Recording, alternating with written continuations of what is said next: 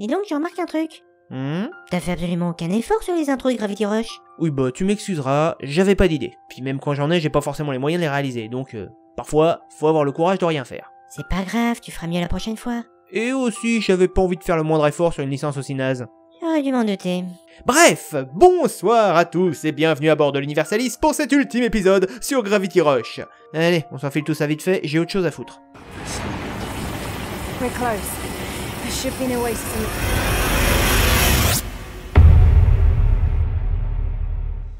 Je dois l'avouer, en termes de technique et de gameplay, la série a toujours eu un aspect très intéressant. D'une part pour ses graphismes, qui grâce au cel shading resteront encore beaux un bon paquet d'années, là où les softs en capture faciale trouvent de plus en plus vite leurs limites. Alors, je comprends qu'on veuille tous jouer à quelque chose de beau, mais le photoréalisme n'est pas l'avenir du jeu vidéo. Ça l'a jamais été. On a atteint un palier en ce qui concerne les graphismes, et maintenant, l'important c'est plus de les dépasser, parce que plus personne ne s'en rendra compte. Maintenant, le principal, c'est de les rendre parfaits. Du genre empêcher les textures de se traverser, ou obtenir un style qui corresponde à chaque jeu. On peut ne pas aimer le design de cel shading, mais ça marche.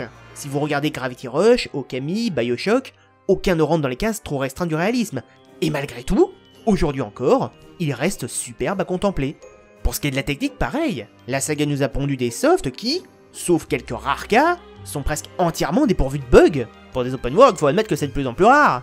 Bon, après, il faut l'admettre, le premier épisode manquait de profondeur de champ, même avec sa version PS4, ce qui a été plus que confortablement rattrapé avec sa suite. Terminons donc avec le gameplay, où là je serai un brin plus critique. L'idée d'utiliser la gravité comme pouvoir est fascinante. C'est super original et à de nombreuses reprises, plus que jouissif à utiliser. Le problème, c'est un panel de possibilités assez limité, en plus d'une caméra complètement aux fraises. Le tout encore plus empiré par l'absence de lock. Croyez-moi, à force de jamais toucher un ennemi parce que vous perdez votre temps à le chercher en tous les sens, la frustration, vous allez bien la sentir passer. Le deuxième jeu est trop grand, trop long, les problèmes de caméra n'ont pas été corrigés, et bien qu'on ait droit à des quêtes secondaires au gameplay inventif, le fait de constater un étirement artificiel de chaque situation transforme vite le plaisir de la nouveauté en soupir d'agacement. Oui, qu'est-ce que ça fait mal au... Bref, là où Legacy of Kain avait sacrifié tout son gameplay au profit d'un scénario très riche et complexe, j'aurais aimé que ce soit l'inverse avec Gravity Rush, mais c'est pas le cas. La jouabilité n'est pas suffisamment prenante pour parvenir à faire oublier le monde et l'histoire de la saga. Car le plus gros défaut de la licence, c'est son lore. L'intérêt d'un background, c'est justement d'en dire suffisamment pour découvrir et avoir envie d'en connaître plus. Ça ne nous demande pas de nous interroger dessus.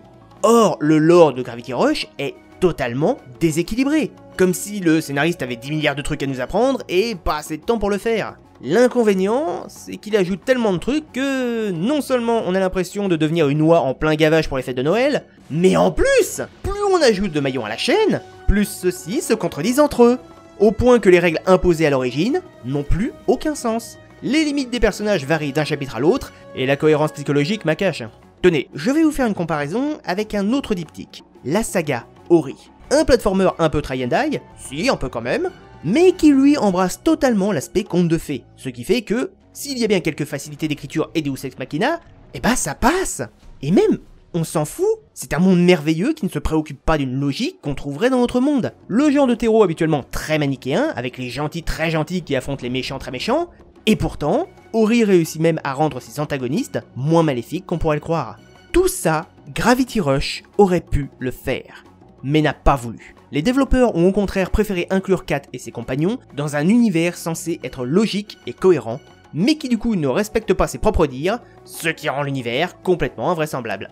Et le pire, c'est que je peux même pas accuser Keishiro Toyama d'avoir fait un travail de sagouin. Certes, son scénario du premier épisode n'était pas parfait, loin de là même, mais il était plutôt appréciable dans son ensemble. Par contre, pour ce qui est de Gravity Rush 2, ce n'est pas lui qui a participé au scénario. Il n'a été que le designer et le réalisateur du jeu.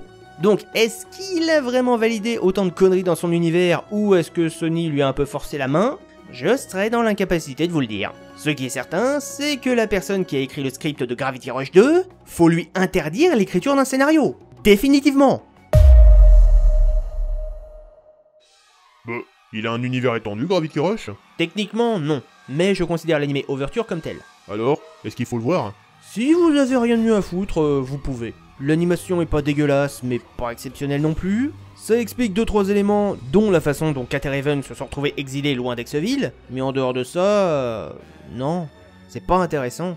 Ça ajoute des ennemis surpuissants dont on n'a jamais entendu parler et qui ne réapparaîtront plus jamais après. Ça engendre même des incohérences puisque le seul moment où l'animé se déroule à Shirgabara là-haut n'est pas cohérent avec la continuité du jeu. Et même certains points sont tellement flous que l'animé ne parvient pas à les expliquer. Comme le grand ennemi qui a conduit Kat et Raven dans un piège et qui nous parle avec une voix déformée. Il a fallu que je jette un œil au wiki de fandom pour piger qu'en fait c'était le Dr Brahman. D'habitude, ce genre d'informations, t'as pas trop de problème à les recouper. Dans un jeu qui s'efforce d'être logique et cohérent, oui. Là, mes déductions, je t'avoue que j'étais pas sûr qu'elles soient les bonnes.